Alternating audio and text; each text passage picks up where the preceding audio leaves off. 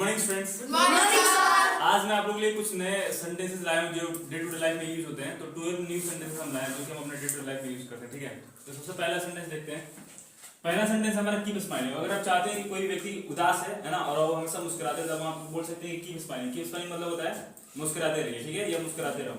दूसरा सेंटेंस जो है हमारा है एट एनी कॉस्ट। मान लीजिए आपको कोई चीज पसंद आ गया, ठीक है, और आपको वो चीज चाहिए, तो आप ऐसे बोलते हो ना कि I want that thing at any cost, मतलब मुझे वो चीज किसी भी कीमत पर चाहिए। अगर आपका जिद है कि हाँ भाई वो चीज आपको चाहिए, तो आप बोल सकते हो कि मुझे वो चीज किसी भी क्या चाहिए कीमत पर चाहिए। तो अगर इंग्लिश में बोला मुझे वो चीज किसी भी कीमत पर चाहिए, तो हम बोल सकते हैं कि I want that thing at any cost. भले कितने भी पैसे लग जाए, लेकिन मेरे को चीज क्या चाहिए, चाहिए ही चाहिए, ठीक है ना। तीसरा जो हमारा सेंटेंस है वो है हमारा कॉल इन। अगर मान लीजिए किसी को कॉल करना है, तो आप बोल सकते हैं कॉल इन। अगर किसी पार्टिकुलर पर्सन का नाम लेना है, जैसे आपको कहना है कि राहुल को फोन करो, तो बोल सकते हैं call Rahul, call Mohan, call Sohan, किसी भी पार्टिकुलर। मान लीजिए संजना को फोन करेगा, तो हम बोल देंगे कि कॉल संजना, ठीक है। आ रहा है समझ में। नेक्स्ट सेंटेंस जो हमारा है कम सुन। कम सुन मतलब होता है जल्दी आना या जल्दी आओ, ठीक है।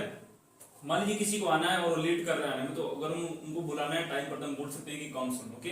अगर हमें आपको कहना है कि आप स्पीकिंग क्लास में समय पर आए, तो हम बोलेंगे कि कम ऑन टाइम या come soon at the time in English speaking classes. मान लीजिए अगर हमें आप क्लास स्टार्ट कर दिए, कुछ बच्चे अभी एब्सेंट है, अभी नहीं आया, तो अगर उनको बुलाना होगा तो हम कॉल करके उनको बोलेंगे कि come soon, the classes has been started, ठीक है। इसी प्रकार हम कम सुन का यूज करेंगे।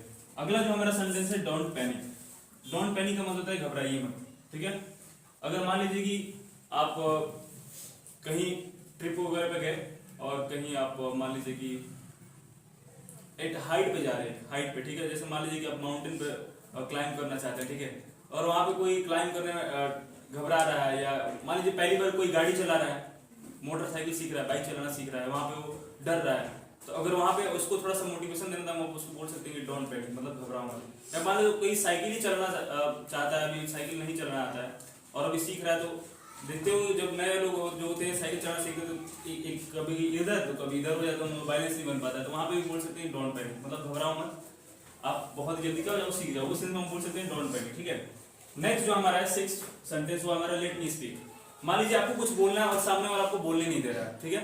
मान लो कि आपको कुछ कहना है और आपस में दो लोग बात कर रहे हैं और बोलने नहीं दे रहे, तो वहां पे बोल सकते हैं let me speak. Let me speak का मतलब है मुझे बोलने दीजिए या मुझे बोलने दो, ठीक है। तो लेट मी स्पीक कब बोलेंगे, जब कभी आपको किसी दो व्यक्ति को बीच में अपना बात रखना, तो आपको बोलेंगे लेट मी स्पीक, ठीक है। नेक्स्ट सेंटेंस हमारा कीप ट्राइंग। कीप ट्राइंग का मतलब है कोशिश करते रहिए। मान लीजिए अगर आपसे कोई कार्य नहीं हो रहा है, तो वहां पे अगर किसी दूसरे व्यक्ति को अगर आपको मोटिवेट करना, तो व्यक्ति आपसे यही बोलेंगे कि कीप ट्राइंग। अगर मान लीजिए आपको कहना है कि sir I am not able to speak English language, या I can't speak English language, तो हम बोलेंगे नो नो कीप ट्राइंग, मतलब कोशिश करते रहिए, आपको इंग्लिश बोलना आ जाएगा, ठीक है। तो वहां पे बोलेंगे कीप ट्राइंग।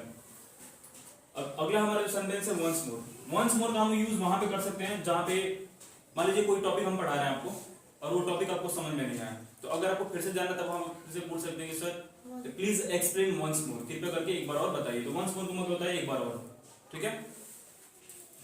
मान लीजिए कोई गाना बजा रहा है, कोई गाना आपको पसंद आ गया, ठीक है, अगर आपको गाना फिर से दोबारा सुनना, तो बोल सकते हो कि I want to listen that song once more, ठीक है ना। अगला हमारा सेंटेंस है वाश योर हैंड। ये तो हम डे टू डे लाइफ में अपने एक्टिविटी करते ही हैं, खाना खाने से पहले, खाना खाने के बाद, तो बोल सकते हैं वाश योर हैंड, ठीक है। वाश योर हैंड का मतलब क्या होता है, अपना हाथ धो लो या अपना हाथ धो, ठीक है। अगला सेंटेंस जो हमारा है आई एम फीलिंग कोल्ड। अभी कौन सा सीजन चल रहा है भाई, कौन सा सीजन चल रहा है, विंटर सीजन चल रहा है, समर सीजन चल रहा है, विंटर चल रहा है। इस समय हमको क्या गर्म फील हो रहा है, ठंडा फील हो रहा है।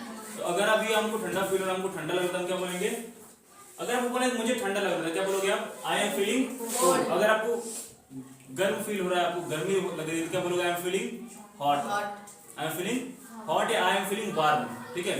तो अगर आपको ठंडा लग रहा है, आपको बोलना है, तो क्या बोलोगे, आई एम फीलिंग कोल्ड। ठंडा लग रहा है तो हॉट बोलेंगे ना भाई।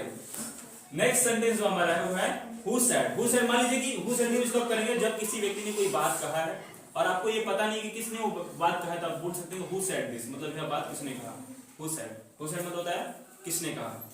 And the last one is take it. Take it का मतलब क्या होता है, यह टेक इट मतलब मान लो कोई चीज है, मान लीजिए डस्टर है, मुझे आपको ये डस्टर देना है, तो बोलेंगे टेक इट। टेक इट मतलब ले लो, ठीक है ना। चौक है तो चौक देना, क्या बोलेंगे, टेक इट। अब पेन है, पेंसिल, जो कुछ भी है, अगर आपको किसी को देना है तो क्या बोलेंगे? टेक इट, ठीक है ना। इंग्लिश में ये लोगों को कैसे बोलते हैं? Take it. आ रहा है समझ में? तो ये कुछ सेंटेंसेस है जो आपने डे टू डे लाइफ में यूज करते हैं, और डेफिनेटली आप लोग यूज करना। मान लीजिए मैं बस लिखवा दिया और आप लोग बस लिख लिए, तो इससे नहीं होने वाला। इसको बस माइंड में सेट कर लीजिए, जब कभी भी ऐसे कुछ सिचुएशन है तब उसको यूज करिए, ठीक है ना। आ रही बात समझ में? कोई डाउट? ओके, नोट करिए, फटाफट नोट कर लीजिए।